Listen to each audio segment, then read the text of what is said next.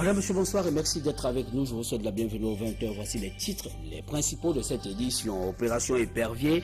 Ephrem Inoni plaide non coupable. L'ancien premier ministre camerounais comparaissait pour la première fois ce jour au tribunal criminel spécial à Yaoundé. Le point avec nos reporters au sujet de la disparition de touristes français à l'extrême nord du Cameroun.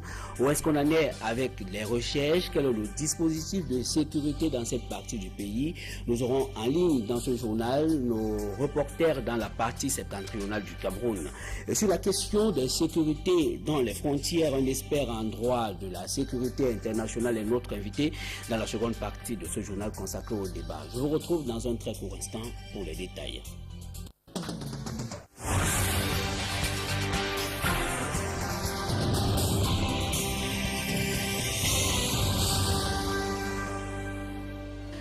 Une fois de plus, madame, monsieur, merci de nous retrouver sur le 20h au sujet de la disparition de 7 touristes français à l'extrême nord du Cameroun. Notons que les ravisseurs sont venus d'ailleurs. Ils ont traversé les frontières camerounaises avant de pénétrer le parc animalier de Ouaza. Le Quai d'Orsay invite les Français vivant à l'extrême nord du pays à quitter la zone, une zone qualifiée de zone rouge. L'information passe en boucle dans les chaînes françaises. Voici l'économie des différentes interventions sur les télévisions françaises. C'est avec Pierre Laverdu-Rombang. Enlevé au nord du Cameroun, l'information fait les choux gras et les grands titres de la presse française. Pour les dernières informations, la famille aurait été transférée au Nigeria, c'est ce qu'affirment les autorités camerounaises. Et très vite, la thèse d'un enlèvement par des groupes terroristes est envisagée par les autorités françaises. Et c'est en déplacement à Athènes en Grèce que le président français, François Hollande, a, dit-on, confirmé la version de l'enlèvement. Et sur les plateaux de télévision en France, les experts des questions internationales se remplacent et expliquent. Il y a 3 pistes qui se dessinent. En effet, Boko Haram, pourquoi ce nom est sorti très vite et a été cité par les autorités françaises, par Laurent Fabius et par François Hollande? Parce que c'est la zone d'implantation de ce groupe religieux qui revendique un islam extrêmement radical, mais qui est une secte. Si le drapeau du Cameroun est quitté des écrans, c'est que les...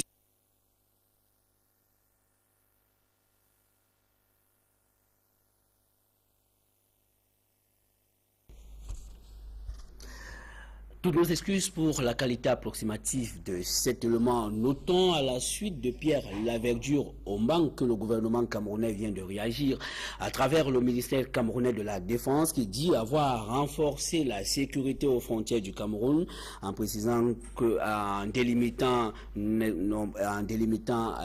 ces zones dites zones à risque, notamment le parc animalier de Ouaza, le bataillon d'intervention rapide, le BIR, qui est une force d'élite apte pour ce genre de situation, est à pied d'œuvre et en ligne.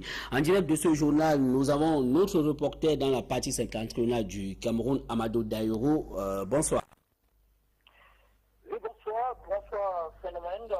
Mentionne la localité où a été signalée la disparition des touristes français reste une zone à risque malgré le déploiement du maintien de l'ordre assuré par le bataillon d'intervention rapide de la gendarmerie. Une boucle de sécurité est mise en place dans un rayon de périphérie de 15 km pour une éventuelle recherche de leur cible et otage. D'après les habitants de cette localité que nous avons rencontrés aujourd'hui, confirment bel et bien les touristes enlevés ont effectivement pris la direction du Nigeria.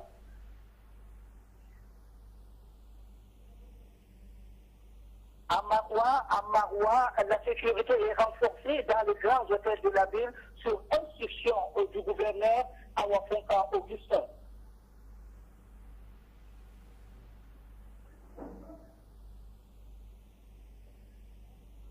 Amadou Daïro, Oui. Je suppose que vous restez en ligne. Est-ce qu'on peut faire le premier bilan de l'état des recherches en ce moment? Oui, c'est un peu difficile. C'est un peu difficile parce que c'est un phénomène. Le village situé à proximité, là où les touristes ont été enlevés, ce village présente à son quotidien les activités plus ou moins louches, toujours dans les échanges et l'utilisation de la monnaie nigérienne, On y pratique également le trafic incessant du carburant frénaté. En définitive, ces localités utilisent plutôt du NESA que le franc CFA, étant donné qu'elles soient en territoire camerounais. Et comment se mobilisent les autorités administratives locales? Est-ce qu'on a obtenu jusqu'ici une réaction particulière de ces personnalités? Oui, mais maintenant, en ce qui concerne la zone de Matam jusqu'à Ouaza, c'est-à-dire, on peut dire, le sous-préfet de Ouaza, de son côté, a renforcé la sécurité au niveau du campement de Ouaza. Parce qu'à l'arrivée du gouverneur de la région, hier sur le terrain, il a recommandé aux forces de l'ordre à tout soit ouvert et à plus de vigilance dans la zone environnante. Et pour terminer, est-ce que vous avez le sentiment que la prescription des autorités françaises est respectée, celle qui consiste à qualifier désormais cette zone de zone rouge et à interdire toute présence française? Oui, c'est même prenons seulement l'exemple de l'hôtel Porte-Maillot où on avait l'habitude de voir ce blanc passer leur temps. Aujourd'hui, que ce soit du côté des Français que Canadiens, on ne voit personne. Tous les blancs sont partis. Certains même ont commencé déjà à regagner la capitale Yaoundé. Merci Amadou Daïro. En temps opportun, nous retournerons à vous. Nous restons à l'extrême nord du Cameroun pour que le parc national de Ouaza s'impose comme la principale destination des touristes captivés par la diversité des espaces animaux. Son étendue reste également remarquable. Elle est de 170 000 hectares. Voici la carte postale du parc de Ouaza. C'est avec Sylvestre Hippolyte Zangaou.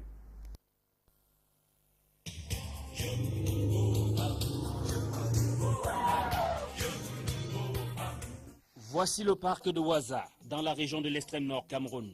Créé en 1934, il devient un parc national à la fin des années 60. Grand de 170 000 hectares, le parc de Ouaza est la plus importante réserve animalière du Cameroun. C'est d'ailleurs l'une des raisons pour lesquelles il est classé par l'UNESCO, réserve de biosphère. Riche d'une faune exceptionnelle, le parc de Ouaza a su dompter des touristes qui viennent du monde entier pour profiter de ces merveilles. Et ces merveilles, les voici. Les animaux, diverses espèces, les girafes, les éléphants, les antilopes, les lions, les buffles et même des espèces rares. C'est de loin le parc le plus visité au Cameroun. L'on parle des milliers de touristes par an. Seulement, le parc de Ouaza est aussi l'un des plus convoités par les braconniers que bien heureusement la vigilance des gardes met très souvent en déroute. Le parc de Ouaza, une richesse sur le plan économique pour le Cameroun, génère des millions de francs CFA par an. Normal donc que ce soit le parc le mieux entretenu du pays. Notons que les événements de l'extrême nord du Cameroun arrivent dans un contexte marqué par un atelier sur la sécurité au Cameroun. Le Cameroun, une base pour aguerrir les forces de défense aux grandes manœuvres dans la sous-région. C'est à la faveur d'un exercice multinational baptisé Central Accord 13, dont les activités ont débuté ce mercredi à la base aérienne dans la ville de Douala. L'opération est impulsée par le commandement militaire des États-Unis pour l'Afrique. Elle met un accent sur les capacités militaires de soutien à dominance logistique et médicale. Cette plateforme regroupe des pays africains, européens, canadiens, sud-américains et les États-Unis. L'opération prévoit une série d'activités dans la ville de Douala, des activités qui vont s'étendre sur plusieurs jours.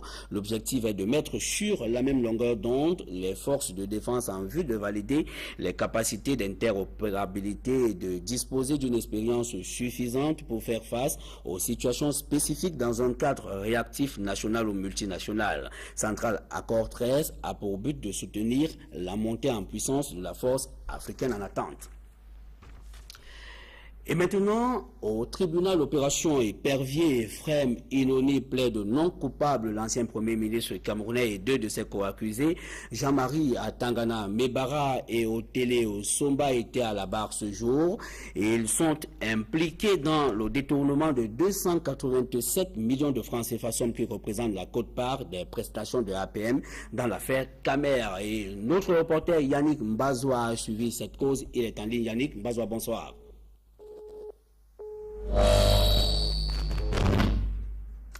Bonsoir Yannick Mbazoua.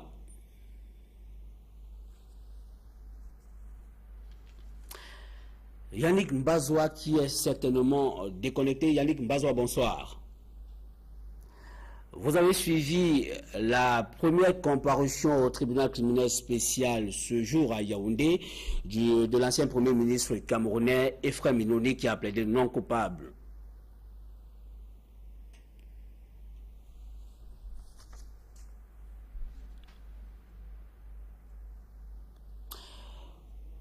Yannick Mbazoua, certainement qui se connecte. Yannick Mbazoua, vous avez suivi donc cette affaire qui met en cause Ephraim Inoni, l'ancien premier ministre camerounais. Bonsoir. Sur les anciens premiers ministres Inoni Ephraim, secrétaire général à la présidence de la République, Jean-Marie Atamanamabara et le directeur général adjoint Tegafo Management, Patrick Marie Otele Somba. Les trois chefs d'accusation, deux sont directement liés à l'argent transféré par la Société nationale des hydrocarbures à EGA Polio Management. Il s'agit plus spécifiquement des 4 milliards représentant les arriérés de la CAMER à EGA Polio et la somme de 1 milliard 425 millions 580 725 francs CFA relatifs au loyer de la CAMER. Le troisième supposé détournement contre lui porte sur la somme de 1 milliard 425 millions de francs CFA transférés par la Société nationale des hydrocarbures dans un compte de la Standard Chartered Bank relatif aux arriérés de location des avions de la CAMER. Un quatrième chef d'accusation pèse sur l'ex-directeur général de Portfolio Management. Il s'agit d'un supposé détournement de 287 millions de francs, de 287 millions 400 francs CFA. Somme qui représente l'argent qu'il aurait perçu dans le cadre d'un marché de gré à gré au ministère des Transports. À ces accusations, les trois inculpés ont plaidé non coupable. L'audience a été renvoyée pour le 6 mars prochain. L'ex-premier ministre Inoni Ephraim a été la plus grande attraction de cette audience, laquelle était par ailleurs la première pour lui depuis son interpellation. En dehors des amis et des membres de sa famille, 6 femmes du couteau Manengouba dans la région du Nord-Ouest ont marqué de leur présence au tribunal criminel spécial. Ils sont été venus soutenir leur beau-fils. Notons enfin Fénelon Marsen, comme important dispositif de sécurité, a été déployé au tribunal criminel spécial. Pour une télévision depuis Yaoundé, Yannick Mbazoua. Yannick Mbazoua, retour sur l'imbroglio autour de l'arrestation de Charles Métouk, notant que le domicile de l'ancien directeur général de la Sonara a été perquisitionné ce jour, un acte que condamne son conseil qui a été interdit d'accès aux locaux de la police judiciaire à Beuya ce mercredi. C'est dans la région du sud-ouest. Charles Métouk n'a toujours pas été présenté au procureur. Il reste détenu dans les locaux de la police judiciaire à Beuya. Nous y reviendrons. La population de la ville des Ekafrol, le pire, la tornade qui s'est abattue sur le chef-lieu du département du Nyong-Ekele le week-end dernier, a causé d'énormes dégâts matériels. Des détails avec Jean-Paul Yango et Sandrine Babon. Des toitures emportées, des câbles électriques qui jonchent le sol, des maisons inondées, c'est le triste visage que présente la ville des Eka au lendemain du passage de la tornade le week-end dernier. Ici au quartier Aoussa, les populations ne se remettront pas de sitôt de la grosse frayeur qu'elles ont eue. Cet habitant raconte. Le vent a commencé à souffler. Après un petit temps là, j'ai commencé à sentir, à entendre le bruit. Et subitement, mon toit a sauté. Là où on est, pour trouver même le loyer à Zeka, c'est très difficile. C'est presque tous les voisins qui ont aussi le même problème. En l'espace de quelques minutes, ces familles ont pensé au pire. Certaines essaient de récupérer ce qui peut l'être encore, d'autres préfèrent se trouver un abri ailleurs. Même le marché Gabaya n'a pas été épargné. L'état du grand hangar de cette plateforme commerciale en est une illustration. L'autorité administrative du chef-lieu du département du Nyong-Ekele, saisie de la situation, est descendue dans les zones sinistrées. C'est un grand sinistre qui met déjà nos populations dans des difficultés. On ne sait à quel sens se vouer à ce moment. En attendant que tout revienne dans l'ordre à Ezeka, les populations essaient tant bien que mal de se reprendre en main. Et cette panique ce matin à Makepe, c'est un quartier de la ville de Douala. 2 poteaux électriques haute tension qui alimentent la zone se sont brusquement affaissés, créant ainsi la frayeur au sein des riverains. Le quartier Makepe est depuis ce matin plongé dans le noir. Les habitants se sentent en insécurité avec des fils électriques qui pendent de part et d'autre. Je vous propose à présent de suivre ces réactions au micro de Steve Eboulé. Il y a eu une petite fillette qui rentrait. Chance, elle a eu sa chance, sinon elle allait vraiment mourir parce que net quand le poteau signale, elle a démarré la course, elle est partie. Et il y avait aussi une jeune fille qui faisait du call box là, je ne sais pas à quel moment elle s'est retrouvée dehors. Moi, ça m'a frustré. Depuis 9 heures, nous sommes ici. On bloque là, si les enfants ici, on passe en bagarre pour les sauver. On a sauvé les beignets ici, tout ça. Le boss, une femme ici qui s'agit par la fenêtre, c'est très grave. On veut l'intervention rapide, c'est pas possible. On n'a pas la lumière. De la politique pour refermer la première partie de ce journal, Maurice Kamto prône le changement pour la paix. Le président national du mouvement pour la renaissance du Cameroun, en abrégé MRC, pense qu'un autre Cameroun est possible par le vote. Maurice Kamto, accompagné de membres et sympathisants du MRC, ont sillonné les artères et places publiques de la ville de Douala ce jour dans l'optique d'inciter le maximum de Camerounais à s'inscrire sur les listes électorales. L'ancien ministre camerounais dit être venu dans le chef-lieu de la région du littoral accompagner les responsables locaux de son parti dans la sensibilisation des potentiels électeurs. Je vous propose à présent de l'écouter au micro d'Equinox Télévision. On a l'impression que notre action de mobilisation de nos compatriotes pour les élections sur les listes électorales, notre présence à Douala. Un parti politique et travaillons sur le terrain depuis. Le travail ne se fait pas uniquement par le président ou en sa présence. Dans les structures du parti, la mobilisation depuis le territoire national. La nous avons organisé une campagne similaire dans la ville de Yaoundé. Et au moment où je vous parle, il y a une campagne similaire par la président et les responsables de l'Ouest dans les 40 arrondissements de la région de l'Ouest. De la même façon, à l'Est, là se poursuit. Donc, l'activité de notre action de mobilisation. Voilà, nous sommes venus soutenir de Douala, de la région du Voilà toutes nos excuses pour la qualité approximative du son de cet élément. Madame, Monsieur, je vous invite à présent à nous retrouver dans la seconde partie de ce journal consacré au débat. C'est juste après l'indicatif.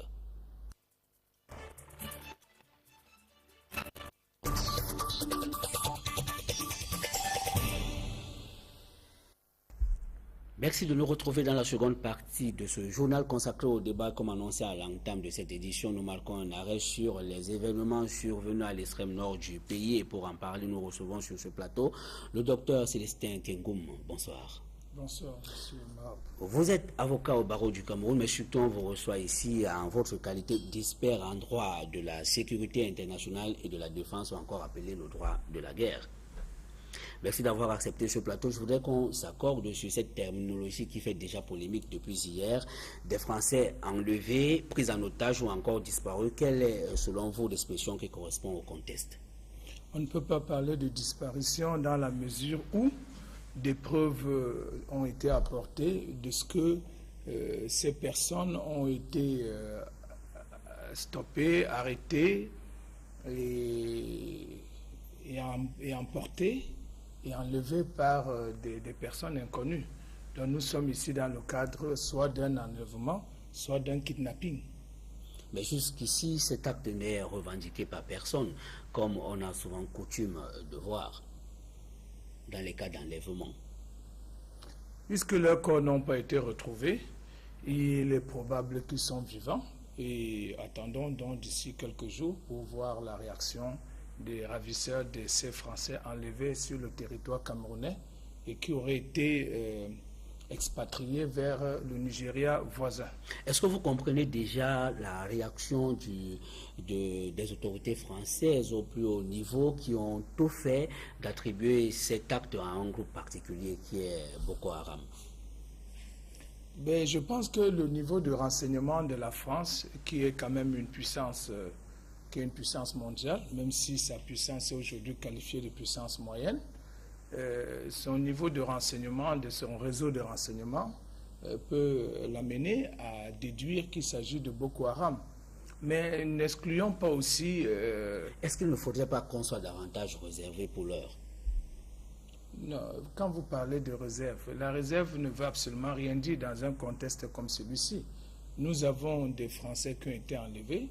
Il va de soi que les autorités françaises ont le devoir de s'expliquer devant leur population. Ils doivent des explications aux Français qui veulent savoir ce que sont devenus leurs compatriotes. C'est pour ça que des hypothèses sont émises. D'abord parce que c'est un devoir de renseignement pour l'État français et pour tout État qui se respecte. Il faut toujours donner des explications au peuple. Et deuxièmement, c'est pour essayer déjà de mettre en place une stratégie, parce qu'il y a des stratégies souterraines qu'on ne peut pas vous dévoiler facilement, même sur un plateau de télévision.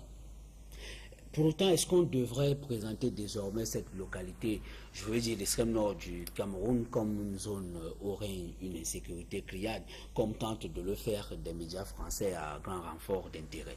Non, d'une manière générale, le Cameroun aujourd'hui est dans un état d'insécurité générale. Il ne faut pas porter un masque pour cacher la réalité. Le Cameroun aujourd'hui est classé comme un pays à risque. Peut-être pas à haut risque, mais un pays à risque. Déjà dans les rues d'Aqua, vous ne pouvez pas vous promener n'importe comment.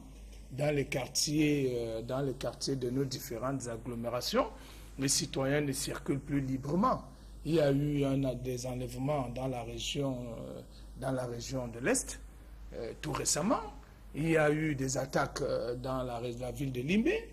Il y a eu des attaques d'une banque ici à Douala. Des soldats ont été tués dans la zone de Bakassi. Il y a eu des inondations dans l'extrême nord. Et n'oublions pas aussi ce phénomène de délestage qui, pour moi, constitue aussi un motif d'insécurité. Les coupures intempestives d'eau. Donc, d'une manière générale, sur le plan de la géostratégie, le Cameroun, par le Grand Nord, est en état d'insécurité. À qui la faute? La faute est lointaine. Il faut remonter peut-être aux indépendances pour voir comment les choses ont été construites. Est-ce qu'on a pris la peine de songer à la création d'une nation, d'un État moderne digne de ce nom? Il y a déjà un problème d'infrastructure. Vous voyez, quand vous prenez un exemple comme dans la ville de Limbé, dans la ville de Tiko, il y a un bataillon amphibie qui se trouve installé au niveau du plan d'eau. De cette branche de la mer jusqu'à la ville de Tiko, la route est impraticable.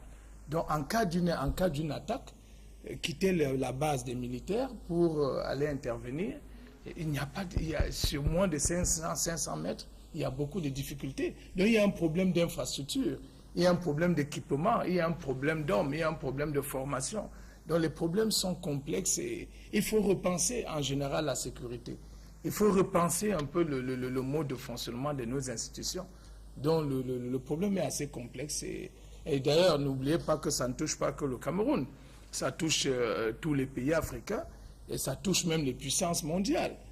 Et je pourrais même d'ailleurs vous dire que ces problèmes tirent en réalité leur origine des inégalités, des injustices, de la corruption. Alors, Célestin Kungum, pour revenir à la situation qui a prévalu, alors celle qui prévaut à l'extrême nord du Cameroun, en restant dans votre logique, parce que vous avez tranché sur la base d'un certain nombre d'éléments que vous avez développés, qu'il s'agit bel et bien d'un enlèvement. Est-ce qu'il y a un pont à lancer entre ces événements et cette menace des islamistes qui avaient dit, dans le cas de l'intervention française au Mali, qu'ils traqueraient les Français partout où ils se trouveraient? Oui, vous savez... Est-ce qu'on peut établir un lien? Non, je pense que le problème ne commence pas au niveau du Mali. L'ex-président français Sarkozy a fait beaucoup de mal à la France. Dans cette région, deux actes, je dirais même deux actes ont été posés d'une extrême gravité. Il y a d'abord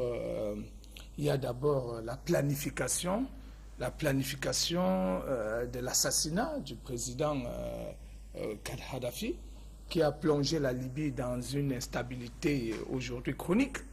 Et à cause de cet assassinat, ce grand pays, grand pas en termes de moyens, mais surtout en termes de superficie du territoire, est devenu une zone extrêmement dangereuse.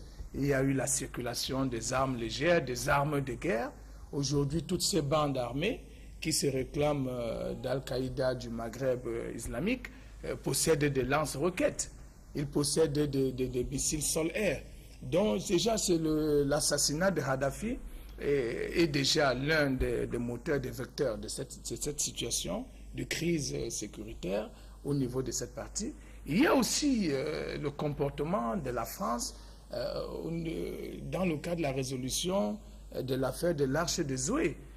Des Français ont été arrêtés sur le territoire tchadien en train d'amener clandestinement des jeunes enfants qui ont été présentés comme des orphelins du Soudan, alors que c'était des enfants tchadiens qu'on prétendait aller soigner. Alors, il y a eu un accord qui a été signé entre le gouvernement tchadien et l'État français. L'État français avait pris l'engagement d'indemniser les victimes. Mais par la suite, après le départ de leur avion, on n'en parle plus. L'État tchadien fait tous ses efforts pour relancer la partie française qui aujourd'hui fait et tout cela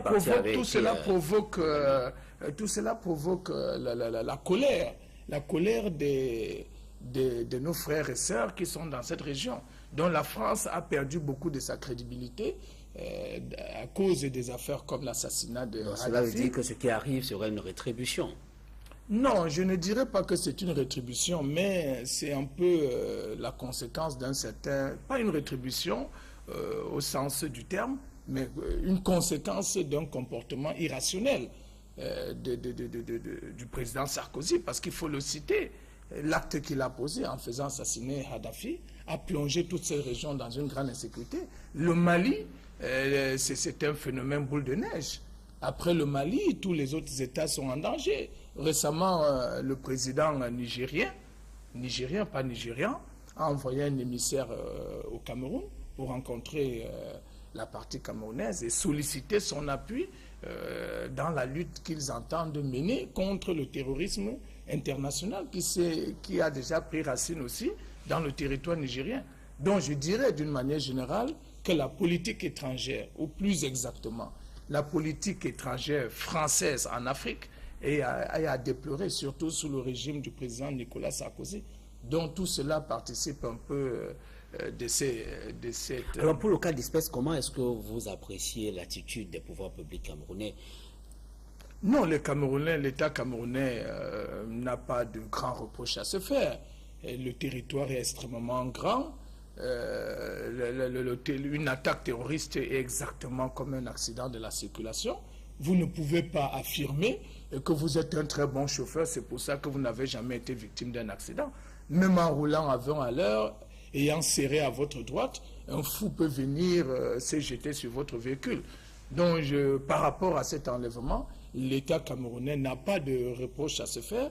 N'oublions pas que le Cameroun sort d'une situation extrêmement dramatique dans cette même partie où nous avons eu une inondation inédite qui a ravagé quasiment cette partie, qui a provoqué beaucoup de morts, de bétail détruit, dont le Cameroun est sorti quasiment exsangue de cette situation, surtout dans sa partie de l'extrême nord. Seulement en termes de réaction, on n'a pas beaucoup écouté les pouvoirs publics depuis hier. Ce n'est qu'aujourd'hui qu'on a eu une déclaration à travers le ministère camerounais de la Défense, une déclaration qui arrive après la sortie du président français François Hollande, une sortie qui a même été précédée par celle du consul de la France à Garoua. Oui, vous savez, des situations comme celle-là... Est-ce que cela traduit un recul? Non, ça ne traduit pas de recul. Dans des situations comme celle-là, n'importe qui ne peut pas s'hasarder à prendre la parole. Il faut déjà que la parole soit prise par la plus haute autorité ou sur ses instructions. Et il ne peut pas prendre position sans qu'on ne lui ait apporté les éléments d'enquête, même à chaud.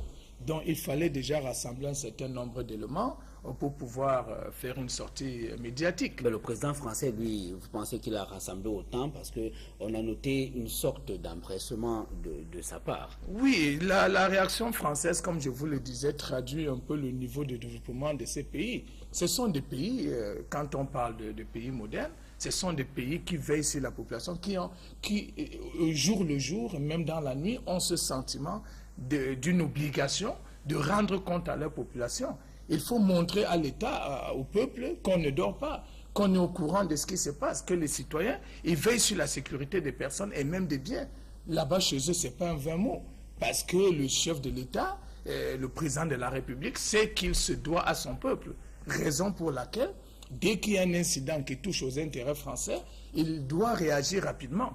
Mais nous, quand je dis nous, ce n'est pas forcément le Cameroun, mais sous les tropiques, nous n'avons pas encore adopté cette culture de savoir que c'est le peuple qui m'a mis là, je dois lui rendre compte, je dois l'écouter et je dois faire attention à ce que ce peuple me dit, à l'attitude du peuple.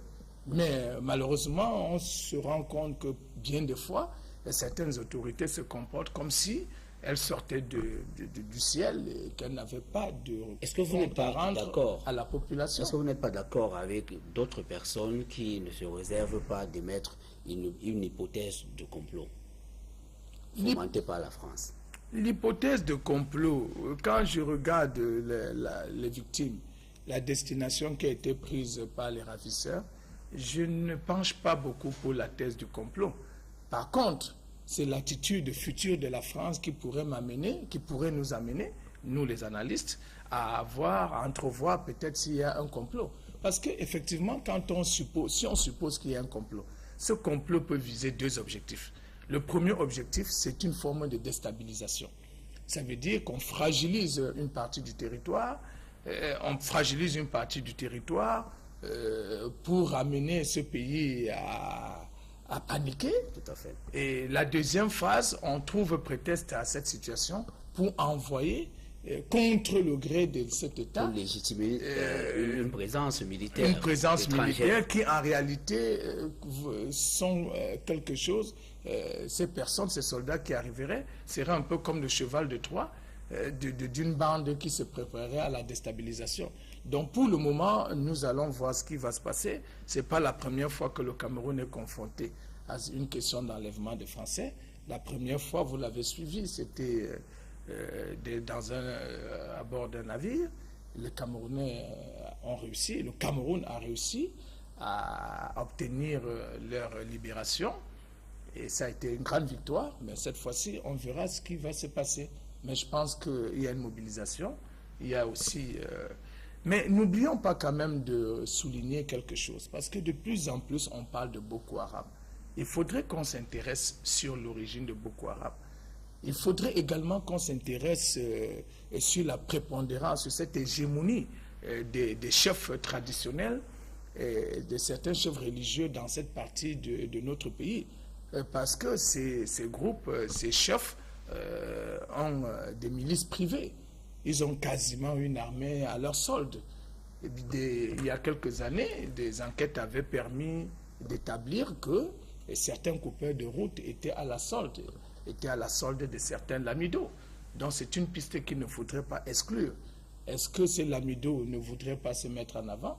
Qui vous dit que ces Français n'ont pas été enlevés avec la complicité d'un chef traditionnel et qui pourrait faire monter les enchères et dire, écoutez, je peux obtenir la libération, alors contre paiement, contre une rançon, qui ne dit pas son nom.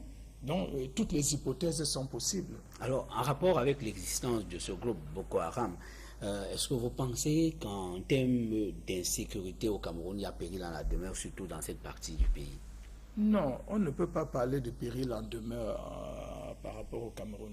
La situation, c'est une question des intérêts, c'est une question des enjeux, des intérêts croisés, de puissance, des groupes mafieux soutenus, comme je l'ai dit tantôt, par des chefs traditionnels. Non, je pense que c'est une situation qui ne va pas se généraliser, elle ne va pas non plus se perpétuer, elle ne va pas non plus disparaître. Parce que, comme je vous le disais, la question de sécurité est une question extrêmement grave en ce moment dans notre pays, qu'il faudrait que la réflexion soit assez profonde dessus et que des experts de tous bords, même des anthropologues, des sociologues soient associés. Mais d'une manière générale, l'état de pauvreté de notre société et d'appauvrissement, je dirais même, de notre société, les injustices qui ne font que se multiplier, ces actes de terrorisme contre les populations que provoquent ces différentes sociétés de production d'énergie, que ce soit l'eau et l'électricité, nous plongent véritablement dans un état d'insécurité qui, ma foi, peut déboucher sur des actes incontrôlés de violence. Alors, ce n'est pas forcément ou alors absolument parce que les frontières camerounaises sont poreuses. Non, avec la mondialisation aujourd'hui, toutes les frontières sont poreuses. On ne place plus, quand vous circulez en Europe, grâce aux accords de Schengen, il n'y a pratiquement plus de frontières. Vous, du Portugal, de l'Espagne jusqu'au Danemark. Mais il doit régner un minimum de surveillance. Non, vous traversez tous ces pays sans avoir à présenter une pièce d'identité. Vous prenez l'avion ou le train, vous n'avez plus à présenter. Les États-Unis, c'est un État grand comme la moitié de l'Afrique. Et vous circulez de part et d'autre sans avoir présenté une pièce d'identité. Donc avec le phénomène de mondialisation et des échanges, les frontières sont effectivement en train de tomber. Donc on ne fera pas le reproche au Cameroun de n'avoir pas placé tout au long de sa frontière avec le Nigeria des soldats. Et d'ailleurs, cela repose également le problème de la sécurité. On ne doit plus beaucoup penser en termes de sécurité nationale. On doit penser en termes de sécurité commune, en termes de sécurité collective. Ça veut dire que les États devraient se regrouper aujourd'hui et taire leurs égoïsmes pour réfléchir sur un système de sécurité collective. Un système de sécurité collective. C'est d'ailleurs pour ça qu'il y a une force africaine en attente et c'est d'ailleurs pour la raison pour laquelle les Américains appuient les différentes opérations qui sont en train d'être menées actuellement dans la sous-région. Merci, docteur Célestin Kengoum. Merci d'avoir accepté ce plateau. Je dois rappeler que vous êtes avocat, mais surtout expert en droit de la sécurité internationale et de la défense. Madame, monsieur, merci de nous avoir suivis. Nous sommes arrivés au thème de ce journal. Restez connectés sur les programmes d'Equinox Télévision. Je vous retrouve demain lorsqu'il sera 20h. Bonsoir.